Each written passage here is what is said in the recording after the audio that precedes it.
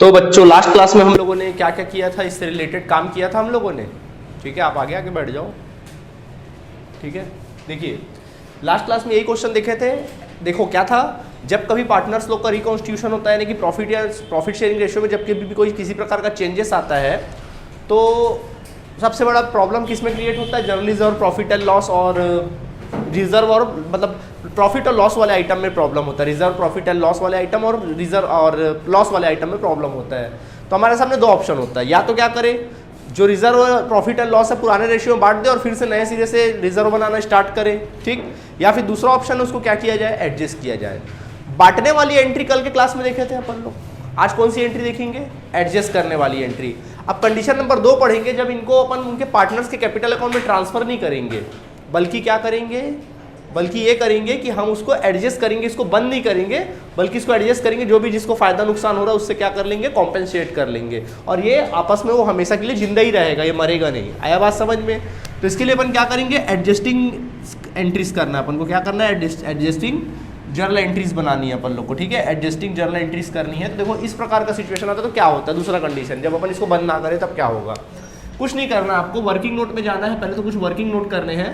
जो जो प्रॉफिट्स वाले आइटम है सबको जोड़ लेना है। तो बोलो प्रॉफिट वाला आइटम क्या है, प्रॉफिट एंड लॉस अकाउंट का क्रेडिट बैलेंस है, मतलब क्या है, ये प्रॉफिट है। कितना रुपये प्रॉफिट है, 1,20,000, उसको ले लेंगे। फिर उसमें ऐड कर देना क्या, जर्नल रिजर्व है ना, उसको भी ऐड कर दो, जर्नल रिजर्व को ऐड कर दो। कितना दिया है, बोलो कितना, 45,000, उसको भी ऐड कर देना। फिर क्या दिया बताओ, प्रॉफिट वाला आइटम में वर्क्समैन कॉम्पेंसेशन रिजर्व दिया है, उसको भी प्लस कर दो, कितना, 60,000 रुपये। और कोई प्रॉफिट वाला आइटम है, एडवर्टाइजमेंट सस्पेंस, तो फिर वो लॉस वाला आइटम हो जाएगा, तो आएगा नहीं। ठीक है, चलो जोड़ो इन लोग को, कितना आएगा बोलो, 2,25,000। 2 लाख कितना आ गया, 25,000 आया, ये आ गया 2,25,000। ठीक है, अब इसमें से जो लॉस वाला आइटम है उसको माइनस करो। तो लॉस वाला आइटम क्या है, एडवर्टाइजमेंट सस्पेंस अकाउंट। तो एडवर्टाइजमेंट सस्पेंड अकाउंट को घटा दीजिए, एडवर्टीजमेंट सस्पेंस अकाउंट को आप घटा दीजिए। कितना दिया देखो, 90,000। तो 2,25,000 में से अगर आप 90,000 को माइनस करते हैं, 2,25,000 में से 90,000 माइनस कर दीजिए। ठीक है, देखो कितना आ रहा, 0,005, 12 में से 9 जाए कितना बचेगा, 3। ठीक है, और 1 लाख कितना आ गया, 35,000। आया बात समझ में? ये तुम्हारा आ गया एडजस्टिंग अमाउंट, इसको बोलेंगे एडजस्टिंग अमाउंट। ठीक है, ये आ गया एडजस्टिंग अमाउंट। अब क्या करना है आप लोग को, पार्टनर्स लोग का गेन या फिर सेक्रीफाइस रेशियो निकालना है। ठीक है, तो अपन एक फॉर्मूला लेके चलेंगे। पहले लिखो यहाँ पे XYZ का ओल्ड रेशियो कितना था। अच्छा क्या क्यों लिखना, सीधा फॉर्मूला लिखो ना। चलो देखो फॉर्मूला बताओ, कौन सा उठाओगे, सेक्रीफाइस रेशियो।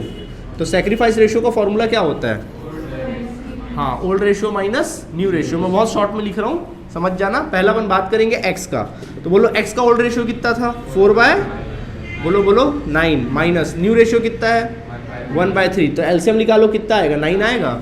9 का डिवाइड करोगे 9 के साथ 1 आया। ठीक है, 1 + 4 = 4, माइनस 9 का डिवाइड करो 3 के साथ 3 आया, 3 × 1 = 3, तो ये आ गया कितना, 1/9। आंसर प्लस में आया ना, इसका मतलब क्या है, ये सेक्रीफाइस कर रहा है। क्या कर रहा है, सेक्रीफाइस। ठीक है, इसके बाद अपन बात करते हैं y की। तो y का देखो ओल्ड रेशियो कितना था, 3/9। न्यू रेशियो कितना है, 1/3। एलसीएम निकालोगे 9 आएगा, 9 × 9 = 3, माइनस 3 × 1 = 3, क्या आ गया, 0/9, यानी आंसर आया नील।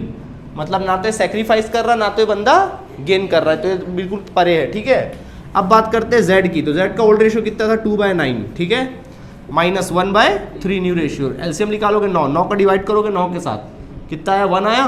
1 का इंटू करोगे 2 के साथ 2 आएगा, माइनस 9 का डिवाइड करो 3 के साथ 3, 3 × 1 = 3। आंसर क्या है, -9, 1/9। माइनस में आया ना आंसर, क्या कहलाएगा, ये गेन कहलाएगा। क्या कहलाएगा, गेन।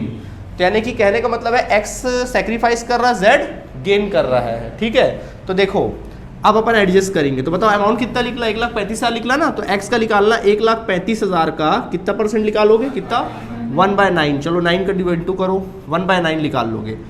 9 × 1 = 9, कितना आएगा, 9 × 1 = 9, 9 × 2 = 9, 1 × 9, और 9 × 1 = 15,000। कितना आ गया, 15,000 रुपीज़ आया। और z का अगर निकालोगे, इसका तो निकालने की जरूरत नहीं, z का निकालो, 1,35,000 इंटू कितना, 1/9, तो इसका भी कितना आएगा, 15,000। अब एक को बताओ बात कि यहाँ पे सेक्रीफाइस कौन कर रहा है, सेक्रीफाइस कौन कर रहा है, x। तो और गेन कौन कर रहा है, तो किसका, z गेन कर रहा है, तो किसके अकाउंट से पैसा कटेगा, z के अकाउंट से।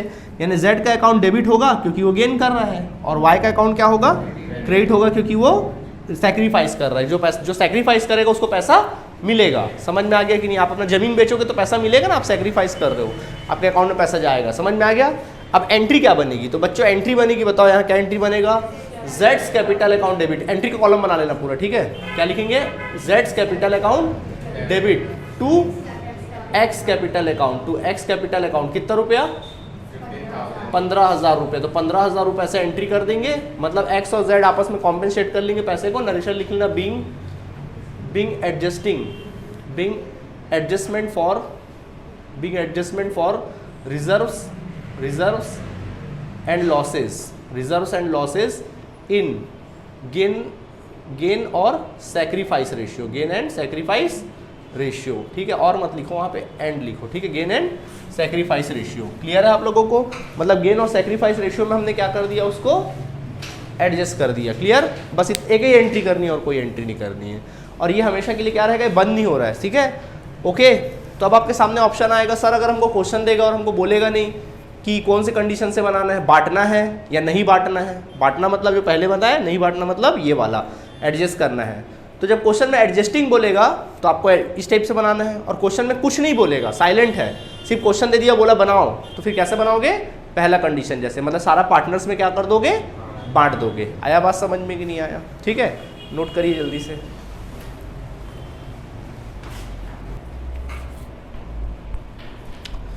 ओके बच्चों, अब हम लोग बात करेंगे वर्क्समैन कॉम्पेंसेशन रिजर्व के बारे में। वर्क्समैन कॉम्पेंसेशन रिजर्व, तो वर्क्समैन कॉम्पेंसेशन रिजर्व बोलो या फंड बोलो, डरने की जरूरत नहीं है। अगर फंड भी बोलेगा तो उसका मतलब क्या होता है, एक ही होता है, ध्यान रखना। अभी वर्क्समैन कॉम्पेंसेशन रिजर्व का मतलब क्या होता है? वर्क्समैन कॉम्पेंसेशन एक तरह का रिजर्व होता है। एक्चुअली होता है क्या, हमारे बिजनेस में पार्टनर लोग क्या करते हैं, जैसे सपोज यहाँ पे 3 पार्टनर है, ठीक है? मान लीजिए यहाँ पे 3 पार्टनर है, A, B, C। अभी A, B, C लोग को प्रॉफिट होता होगा, उस प्रॉफिट में से थोड़ा थोड़ा पैसा क्या करके जमा कर करके, कुछ पैसा इसमें प्रॉफिट में, इस रिजर्व में ट्रांसफर कर करके इसमें काफ़ी कुछ पैसा इन लोग जमा करके रखे पार्टनर लोग। ये कैसे जमा किए पैसा? अपने प्रॉफिट में से काट के लोग प्रॉफिट के पैसा जमा किए। किन के लिए जमा किए? वर्करों के लिए। वर्क्समैन कॉम्पेंसेशन रिजर्व मतलब कल को अगर हमारे बिजनेस में किसी प्रकार के वर्कर का एक्सीडेंट हो जाता है या डेथ हो जाता है तो उनको कॉम्पेंसेट करना पड़ेगा कि नहीं करना पड़ेगा? ऑन ड्यूटी अगर होगा तो कॉम्पेंसेट करना पड़ेगा। तो फिर वर्कर्स का क्लेम करेंगे, भाई हमको कॉम्पेंसेट करो, तो क्लेम करेंगे तो फिर पैसा कहाँ से देंगे अपन लोग? इसी फंड से क्या करेंगे, पैसे निकाल के दिया जाता है। किस फंड से? इसी फंड से, ठीक है?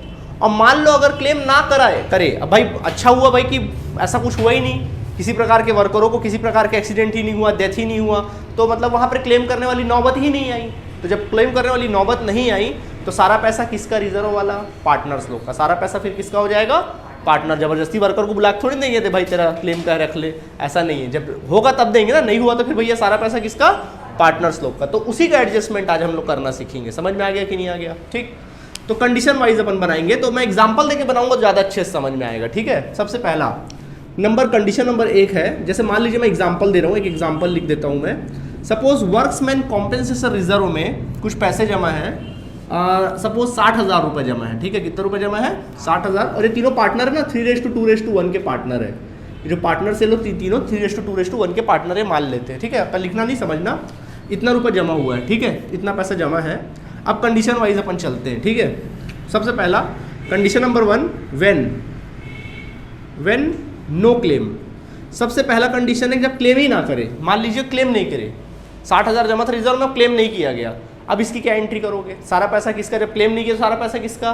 पार्टनर्स लोग का। तो क्या एंट्री बनेगा? वर्क्समैन रिजर्व से पैसा निकालोगे तो एंट्री बनेगा workmen reserve account debit to partners capital account. यानी 3 पार्टनर है ना, यहाँ पे क्या लिखेंगे? To S capital account, to S capital account उनके अकाउंट में डल जाएगा, to B's capital account, to C's capital account. क्या लिखेंगे? To C's capital account. आया बात समझ में कि नहीं आया? ठीक है, ये हो जाएगा। ठीक, तो देखो कितना पैसा निकाले वहां से, 60,000 निकाले, और किस रेशियो बटेगा ये? 3:2:1 में। तो कितना आएगा? 30,000 इसके अकाउंट में, 20,000 इसके अकाउंट में, और सी के अकाउंट में 10,000 चला जाएगा। नरेशन लिख सकते हैं being workmen compensation reserve is credited to all partners capital account, all partners capital account in old ratio. किस रेशियो में? ओल्ड रेशियो में। सर ओल्ड रेशियो में आप हमेशा क्यों ट्रांसफर करते हो, न्यू रेशियो में क्यों नहीं करते? क्योंकि भाई जब वो लोग जोड़े थे पैसा तो क्या था, ओल्ड रेशियो था ना, तो ओल्ड रेशियो पे हक है उनका। समझ में आ गया कि नहीं आ गया? ठीक, तो ये कंडीशन था पहला जब कोई क्लेम नहीं करते। ठीक है, no claim for workmen compensation reserve, जब पहले मतलब वर्क्समैन कॉम्पेंसेशन रिजर्व के लिए कोई क्लेम ना करे तो होगा। ठीक है, नोट करिए इसको जल्दी से। चलिए ये हुआ पहला कंडीशन। अब दूसरा कंडीशन देखते हैं। दूसरे कंडीशन में क्या होगा, देखिए दूसरे कंडीशन में मान लीजिए इस बार क्लेम कर रहे हो, क्लेम फॉर रुपीज़, मान लीजिए क्लेम कर रहे हैं, इतना क्लेम कर रहे हैं, जैसे मान लीजिए क्लेम कर रहे हैं 36,000 रुपये के लिए। कितने के लिए क्लेम किया इन्होंने, जमा कितना रिजर्व में, और क्लेम कितने के लिए किया, 36,000 रुपये के लिए क्लेम किया। ठीक है, तो 60 में से 36,000 उनको दे देंगे, तो कितना बचा अब उसमें फंड में, 24,000 रुपये। अब वो 24,000 रुपये किसका हक है, पार्टनर लोग को, तो पार्टनर लोग में बांट देंगे। समझ में आ गया? तो यानी कि ऐसा कुछ क्लेम होता है जब आपका रिजर्व से कम क्लेम किया जाता है, तो जितना क्लेम किया गया दे दो वर्करों को, और जो बचा पैसा है उसको पार्टनर लो में क्या कर दो, बांट दो। तो क्या एंट्री बनेगा सर, तो पहले वर्क्समैन कॉम्पेंसेशन रिजर्व से पैसा निकालोगे, तो एंट्री बनेगा workmen compensation reserve account debit. कितना रुपए निकाला आपने वहां से, 60,000 निकाला। फिर उन्होंने क्लेम किया कितने रुपए के लिए, 36,000 रुपए के लिए, तो उनके हाथ में दे दो 36,000 रुपए। तो क्या एंट्री बनेगा, टू प्रोविजन फॉर, तो एंट्री बनेगा to provision for workmen compensation claim account, to provision for workmen compensation claim account. कितने के लिए क्लेम किया, 36,000 रुपए के लिए क्लेम किया, दे दो उनको 36,000 रुपए। ठीक है, और बाकी पैसा किसमें बढ़ जाएगा, पार्टनर लो में। तो कौन कौन पार्टनर है, to S capital account, to B's capital account, to C's capital account. समझ में आ गया कि नहीं आ गया, समझ में आ गया, to C's capital account. Okay, ये एंट्री बनेगा, क्लियर है? और कितना रुपया है, कुल मिला के 24,000 है ना, तो 24,000 को फिर बांट लोगे ना 3:2:1 में, वो बांट लेना। समझ में आ गया कि नहीं आ गया? नरेशन यहाँ पे लिखेंगे बीइंग, नरेशन लिखेंगे being workmen compensation reserve is credited, workmen compensation reserve is transferred to claim for workmen compensation reserve, workmen compensation reserve and remaining amount is credited to all partners capital account, all partners capital account। उनके किस ratio बांट देंगे अपन लोग, old ratio में बांट देंगे। समझ में आया कि नहीं आया, कोई दिक्कत है तो पूछ लो, नहीं है समझ में आ गया, नोट करो।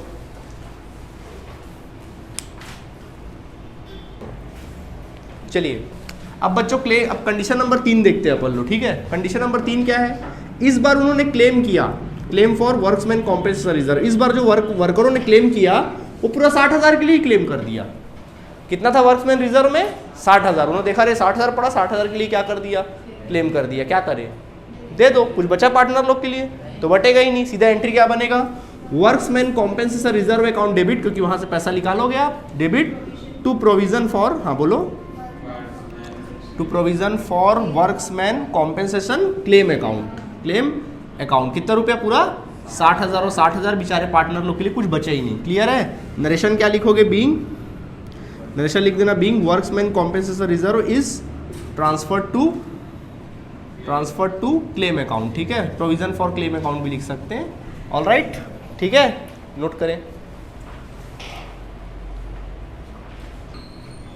अब कंडीशन नंबर क्या देखेंगे अपन लोग, फोर्थ कंडीशन देखेंगे। फोर्थ कंडीशन में क्या सिचुएशन है, इस बार जो लोग क्लेम कर रहे हैं वो उन्होंने क्लेम किया, क्लेम फॉर रुपीज़, सपोज उन्होंने क्लेम किया तकरीबन 72,000 रुपीज़ के लिए क्लेम कर दिया। कितने के लिए, देख लो भैया, वर्क्समैन रिजर्व में कितना है और क्लेम कितने के लिए कर दिया, 72,000, मतलब 60,000 तो गया, बाकी बचा पैसा कितना, अब वो कहाँ से लाएंगे, तो पार्टनर लोग अपने जेब से देंगे। कहाँ से देंगे, पार्टनर लोग अपने जेब से देंगे। ठीक है, तो क्या एंट्री बनेगा, अब समझ में आया बात, क्या एंट्री बनेगा, वर्क्समैन कॉम्पेंसेशन रिजर्व वाला तो पैसा लूट गया, तो workmen compensation reserve account debit कितना, 60,000 रुपये निकाल लिए। अब 12,000 और करना है, तो क्या लिखेंगे, नहीं, रीवैल्यूएशन अकाउंट डेबिट। क्या लिखेंगे, रीवैल्यूएशन अकाउंट डेबिट करना, रीवैल्यूएशन अकाउंट क्या करना, डेबिट करना। कितने रुपए से, 12,000 से लॉस आया ना, रीवैल्यूएशन अकाउंट डेबिट करेंगे। ठीक है, और क्या लिखेंगे, to provision for workmen compensation claim account. मैं शॉर्ट में लिख रहा हूँ, एग्जाम में पूरा लिखेंगे। ठीक है, वर्क्समैन कॉम्पेंसेशन क्लेम अकाउंट, कितने क्लेम किए थे? 72,000 रुपये का। समझ आया कि नहीं आया? ठीक है। नरेशन क्या लिखोगे? बीइंग, नरेशन लिखना being workmen compensation reserve, workmen compensation reserve is transferred to claim account and loss on revaluation लिख लेना। ठीक है, ये लिख लो, खत्म। अब सुनो, अभी खत्म नहीं हुआ बात। अभी जो 12,000 रुपये लॉस हुआ है वो कौन भरपाई करेगा? पार्टनर्स लोग। कहाँ से? अपने जेब से। तो उनके पार्टनर लोग से पैसा लिख लेगा। तो क्या एंट्री बनेगा? A's capital account debit, partner लोग के अकाउंट से लिखा रहा ना पैसा, A's capital account debit, B's capital account debit, C's capital account क्या लिखेंगे?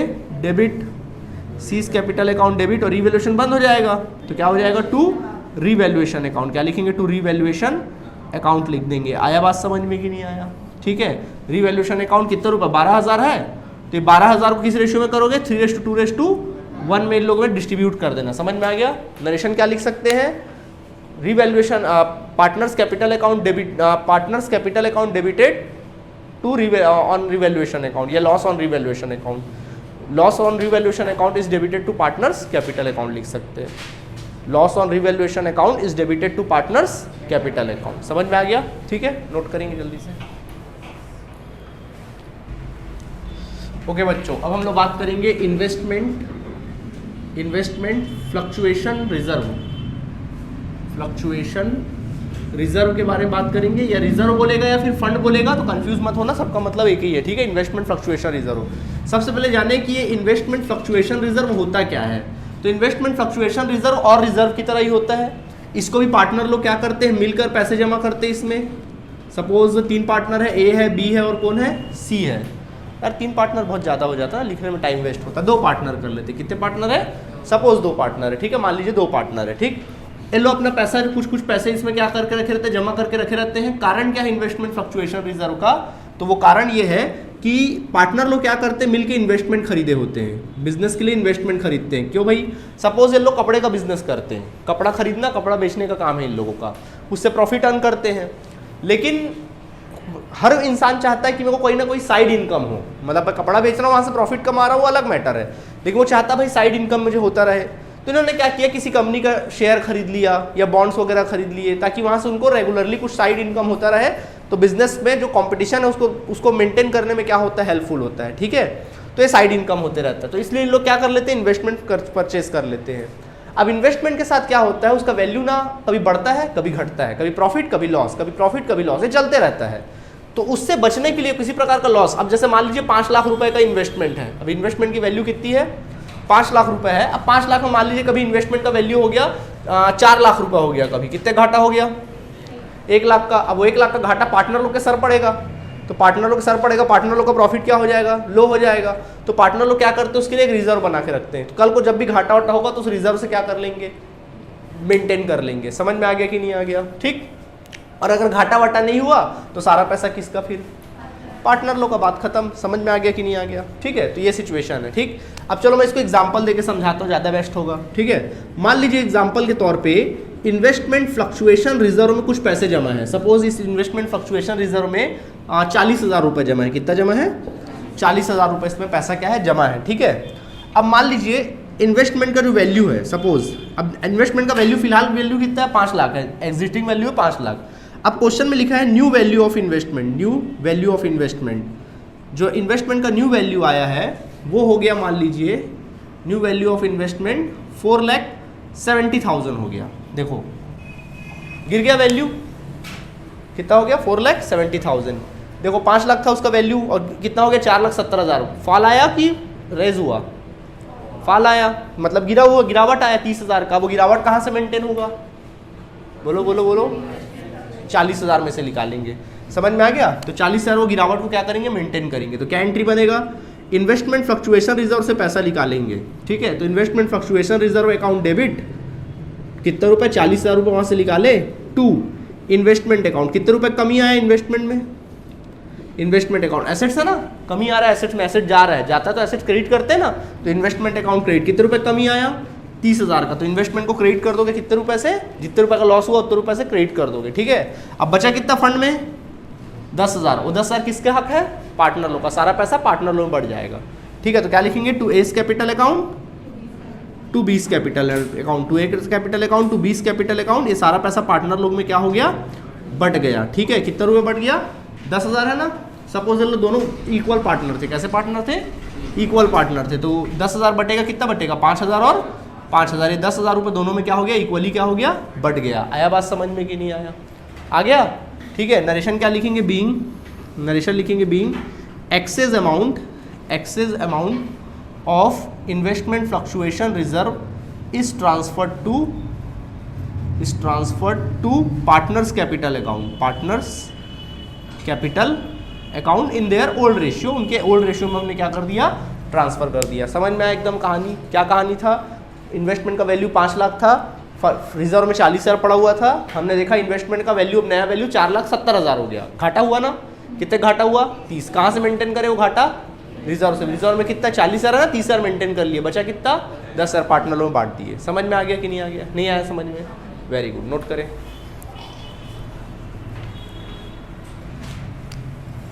अब मान लीजिए कंडीशन नंबर 2 देखते हैं, वो कंडीशन नंबर 1 था, अभी 2 देखते हैं, ठीक है। देखिए इसमें क्या है, इन्वेस्टमेंट रिजर्व में 40,000 रुपये जमा है और the new value of investment are 5 lakh, नया वैल्यू कितना है, 5 लाख ही है। मतलब क्या हुआ, कोई चेंजेस ही नहीं आया, ना गिरा ना कम हुआ, तो सारा पैसा किसका, पार्टनर लोग का। तो बताओ, तुम्हें लोग बताओ क्या एंट्री बनेगा, बोलो ना सब, इन्वेस्टमेंट से निकालोगे पैसा, किसे बांटोगे, to S capital account to B's capital account, to S capital account to B's capital account, ठीक है। बी के कैपिटल अकाउंट में बांट दोगे, ठीक है। कितना रुपए बांटोगे, 40,000 रुपये बटेगा, कितना बराबर के पार्टनर है, 20,000 क्या हो जाएगा, बढ़ जाएगा। नहीं आया समझ में, नरेशन क्या लिखोगे, investment fluctuation reserve is created to partners capital account. समझ में आ गया, या ट्रांसफर वाला भी लिख सकते हो जो सूटेबल लगे, ठीक है। नोट करो जल्दी से। अब मान लीजिए इन्वेस्टमेंट का जो नया वैल्यू है वो सपोज नया वैल्यू है सपोज 4 लाख रुपए, नया वैल्यू कितना आ गया, 4 लाख रुपए आ गया। गिरा तो ऐसा गिरा कि सबको ले डूबा, देख लो भैया। 5 लाख रुपए का इन्वेस्टमेंट था, 4 लाख आया, कितने घाटा हुआ। अब ये घाटा 1 लाख को पूरा करना है, कैसे पूरा करें सर, वहाँ तो 40,000 पड़ा है, तो 40,000 पूरा निकल जाएगा। अब बाकी ठीक रहा किसके ऊपर फूटेगा, पार्टनर लोग के ऊपर। सारा लॉस कौन मेंटेन करेगा, पार्टनर लोग। तो क्या एंट्री बन सकता है, कुछ गेस करोगे आप लोग, बताइए। इन्वेस्टमेंट फ्लक्चुएशन रिजर्व से पैसा निकलेगा, तो investment fluctuation reserve account debit कितने रुपए से, 40,000 रुपए से। 1 लाख का घाटा हुआ है, 40 हो गया पूरा, बचा कितना 60। 60 कहाँ से पूरा होगा, रीवैल्यूएशन अकाउंट, पार्टनर लो देंगे, मतलब रीवैल्यूएशन अकाउंट डेबिट हो जाएगा। क्या हो जाएगा, रीवैल्यूएशन अकाउंट डेबिट, कितना 60,000 रुपये। समझ में आ गया। और क्या लिखेंगे, टू इन्वेस्टमेंट अकाउंट, क्या लिखेंगे आप लोग, टू, क्योंकि इन्वेस्टमेंट का वैल्यू गिर रहा है, तो क्या लिखेंगे, टू इन्वेस्टमेंट अकाउंट, कितना रुपया, 1 लाख रुपये। नहीं आया समझ में, आ गया समझ में, ठीक है। ये एंट्री बनेगा, क्लियर है। तो नरेशन क्या लिखोगे, being investment fluctuation reserve is transferred to investment fluctuation, या लिख सकते सीधा लिख लो, loss on investment, being loss on investment is transferred, या लिख सकना है इज मेंटेन्ड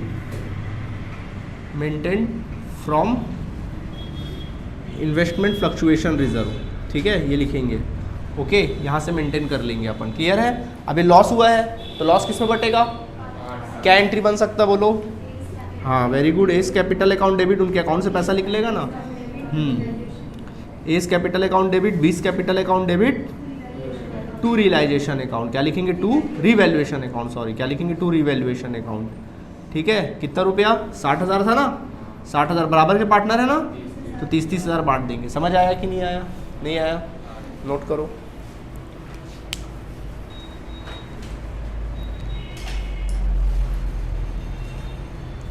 ओके देखिए, इन्वेस्टमेंट फ्लक्चुएशन रिजर्व 40,000 रुपये है। इस बार नया वैल्यू जो इन्वेस्टमेंट का है हो गया, वो मान लीजिए 5,30,000 रुपये हो गया। कितना हो गया, 5,30,000 रुपये हो गया।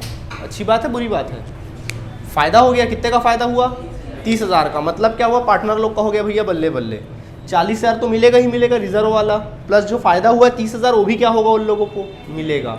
तो ऐसी सिचुएशन में एंट्री क्या बनेगी, पहला इन्वेस्टमेंट रिजर्व से पैसा लिख लेगा, तो investment fluctuation reserve account debit, पहली बात, ठीक है, आया बात समझ में, ठीक। इन्वेस्टमेंट में 30,000 का फायदा हुआ है, 30,000 का क्या हुआ, फायदा हुआ है, तो इन्वेस्टमेंट का वैल्यू बढ़ेगा, ठीक है, तो क्या लिखेंगे, इन्वेस्टमेंट अकाउंट डेबिट, क्या लिखेंगे, investment account debit, investment account debit, और सीधा पार्टनर लोग को मिलेगा, तो या तो आप टू रिवैल्यूएशन अकाउंट लिख दो या सीधा पार्टनर्स लोग का अकाउंट क्रेडिट कर दो। चलो रिवैल्यूएशन ही लिख देते, क्या लिखेंगे, टू रिवैल्यूएशन अकाउंट लिखेंगे, क्या लिखेंगे, टू रिवैल्यूएशन अकाउंट लिख देंगे। आया बात समझ में कि नहीं आया, ठीक है।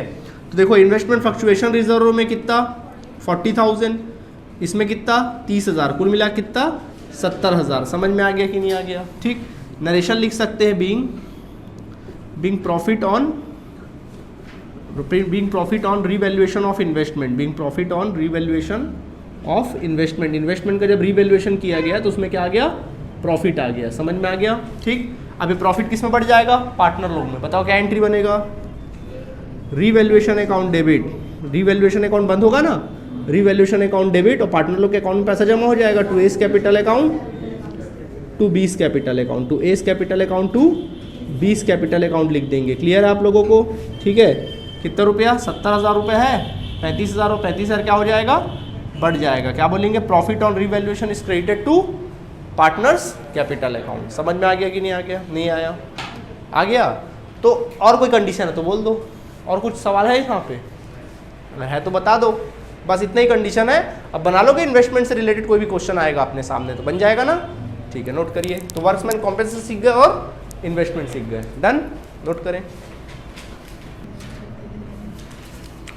ओके स्टूडेंट्स, अब एक क्वेश्चन आपके सामने हम पेश कर रहे, देखिए लिखा है, आईएमपी क्वेश्चन है, Meeta, Gopal and Farhan, complete question है ना, देखना, मीता और गोपाल और फरहान ये तीनों पार्टनर्स हैं, where partner sharing profit and losses in the ratio of 3:2:1।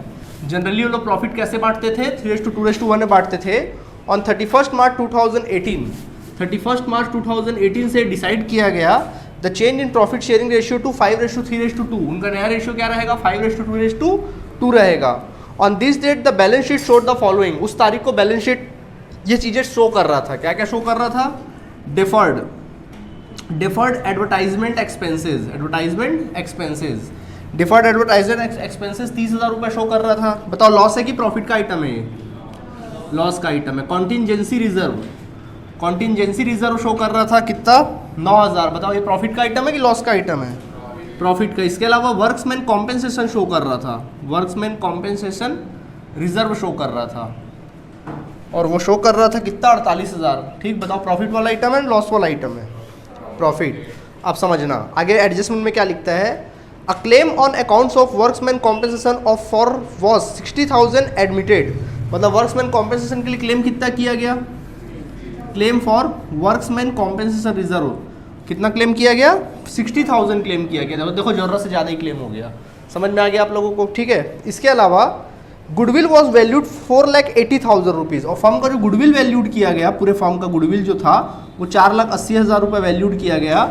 आपको कहता है pass the necessary journal entries for the above transaction in the books of the firm on its reconstitution, आपको जर्नल एंट्रीज बनानी है, ठीक है।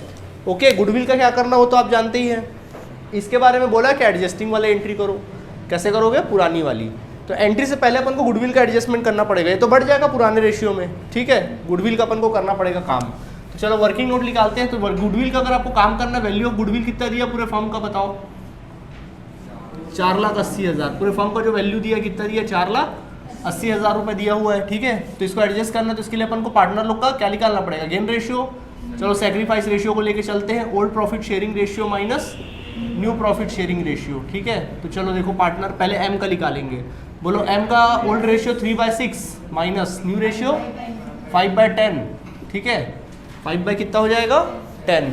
चलो 6 और 10 का एलसीएम निकालो, कितना आएगा बोलो, 6 और 10 का एलसीएम निकाल दो, 2 3 ज़ा 6, 2 5 ज़ा 10, ठीक है, 2 5 ज़ा 10, 30 होना चाहिए वैसे, 30 आएगा, ठीक है, क्या आएगा 30 आ जाएगा, ठीक। तो 30 का डिवाइड करोगे 6 के साथ कितना आ गया 5, 5 दिया 15 माइनस 30 का डिवाइड करो 10 के साथ 3, 3 5 ज़ा 15, पक्का सीधा आंसर नीला ही आ जाएगा, चेक कर लेना भैया ठीक से, ठीक है, नीला आ रहा है ना।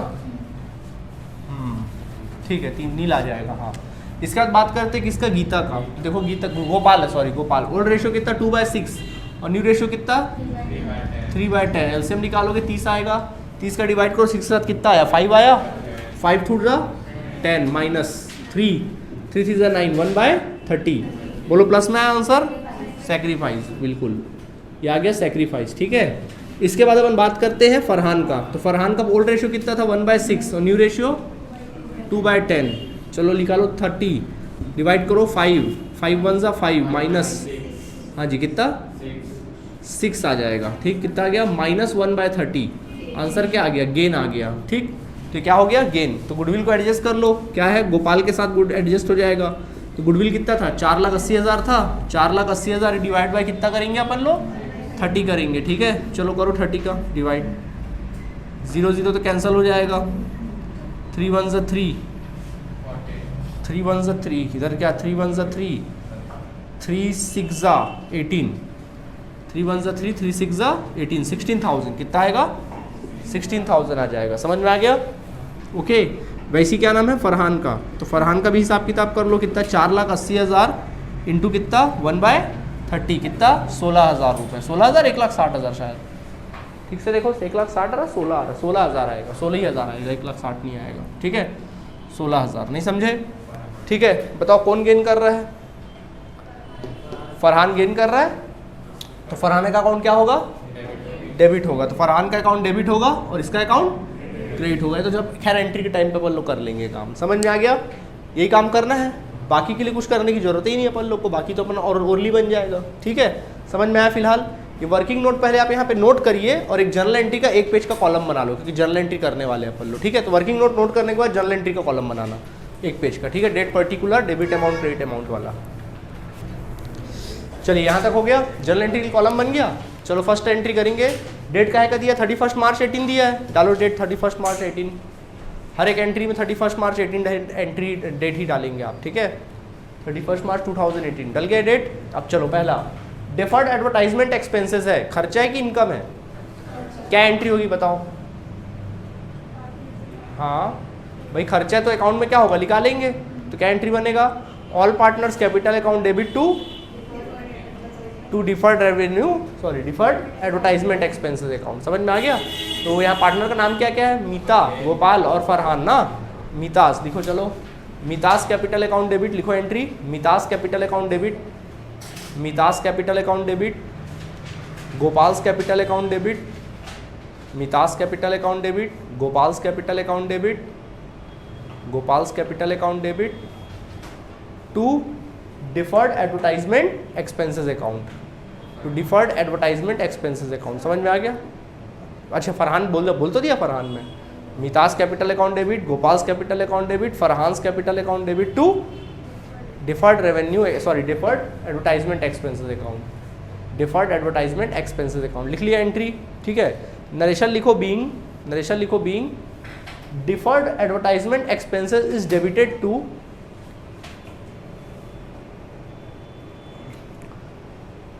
deferred advertisement expenses is debited to partners capital account, partners capital account in their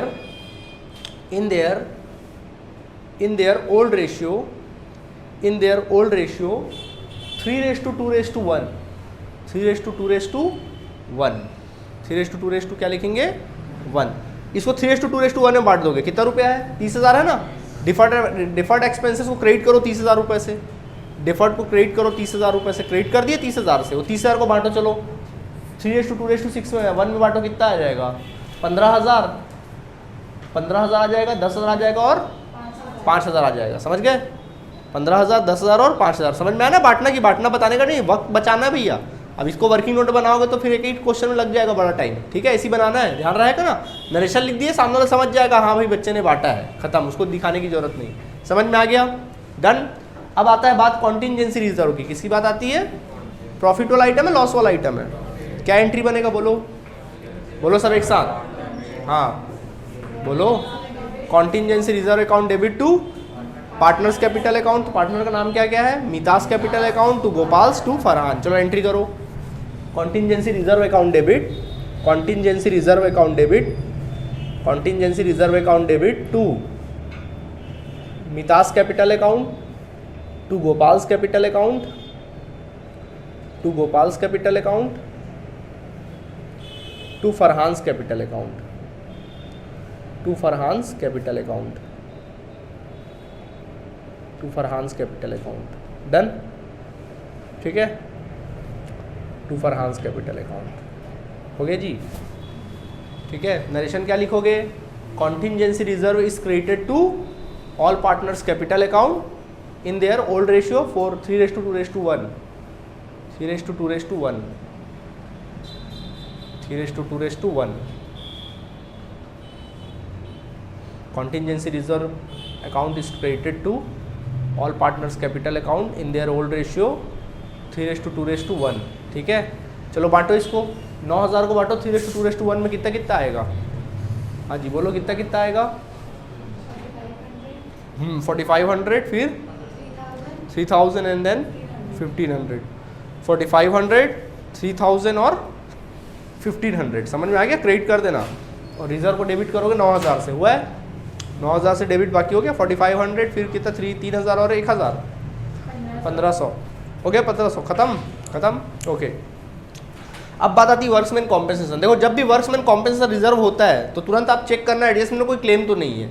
अगर मान लो क्लेम नहीं होता तो क्या करते? इसको ही बांट देते, लेकिन क्लेम है तो फिर भैया वैसा चलना पड़ेगा। और क्लेम देखो कितने का हुआ है, ज़्यादा क्लेम हुआ है, 48000 फंड में है और क्लेम कितना कर रहे हैं? 60, मतलब 48 तो निकलेगा, साथ में 12 भी क्या होगा? पार्टनर लोग के जेब से निकलेगा। समझ में आ गया? चलो एंट्री बताओ, क्या सिखाए थे आप लोग को? ऐसे सिचुएशन में एंट्री क्या करोगे? बोलो आप ही लोग। Workmen compensation reserve account debit, हाँ, बाकी पैसा कहाँ से आएगा? रिवैल्यूएशन अकाउंट डेबिट, लॉस हुआ ना, revaluation account debit to provision for, हाँ, to provision for workmen compensation claim account. Workmen compensation claim account लिख लीजिएगा, कितना रुपया? 60,000 रुपये। ठीक है, डन। और अमाउंट कितना जाएगा? रिवैल्यूएशन में कितना जाएगा? 12,000, और फंड में कितना था? 48,000। नहीं समझे? आगे समझ में? नरेशन लिख सकते हैं, बीइंग नरेशन लिख लेना, बीइंग लॉस ऑन, या एक प्रकार से लिख सकते हैं being excess claim against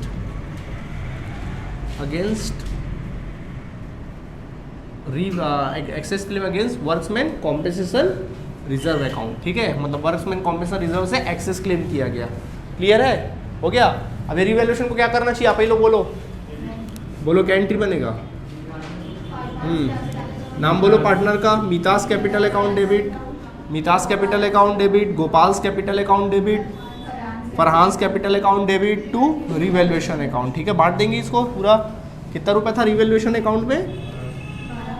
revaluation account में था 12,000 रुपये ना, 12,000 को बांट दो तो 12,000 के बांटो कितना आएगा? 4,000 और 2,000। समझ आया कि नहीं आया? Loss on revaluation is debited to partners capital account. Done. Note करो जल्दी से नोट करो। हो गया नोट? चलिए, अब लास्ट एंट्री हो गया यहाँ तक, और वर्क्समैन कॉम्पेंसेशन रिजर्व हो गया, क्लेम की भी एंट्री हो गई। बचा क्या? गुडविल। तो गुडविल को एडजस्ट किए ना आप लोग? किसके अकाउंट से पैसा निकल रहा था? फरहान। और किसके अकाउंट में डल रहा था? क्या एंट्री बनेगा? Farhan's capital account debit, Farhan's capital account debit to Gopal's capital account. समझ में आया कि नहीं आया? ठीक है, शुरुआती में कर लिए थे इसकी एंट्री तो अपन लोग। 16,000 और 16,000 अमाउंट आया था। नरेशन क्या लिखोगे? Being adjustment for goodwill. Narration लिख लेना, बीइंग एडजस्टमेंट फॉर गुडविल। आया बात समझ में कि नहीं आया? ठीक है, एडजस्टमेंट फॉर गुडविल। तो देखो स्टूडेंट्स, आज हम लोगों ने वर्क्समैन, तो खत्म है क्वेश्चन एंट्री। ठीक है, आज हम लोगों ने रिकॉन्स्टिट्यूशन यानी कि जो change in profit sharing ratio होता है उससे रिलेटेड वर्क्समैन कॉम्पेंसेशन वाली चीज़ें सीख ली। रिजर्व और प्रॉफिट्स का किस प्रकार एडजस्ट करना, वो बातें सीख लिया। इन्वेस्टमेंट फ्लक्चुएशन फर्म भी सीख लिया। तो ये जो रिजर्व वाला टॉपिक है उससे रिलेटेड जो भी क्वेश्चन आपके बुक में है 100% क्या करेंगे? बना कर आएंगे। आया बात समझ में? अगली टॉपिक अपन नेक्स्ट क्लास में शुरू करेंगे। ओके, थैंक यू बच्चों।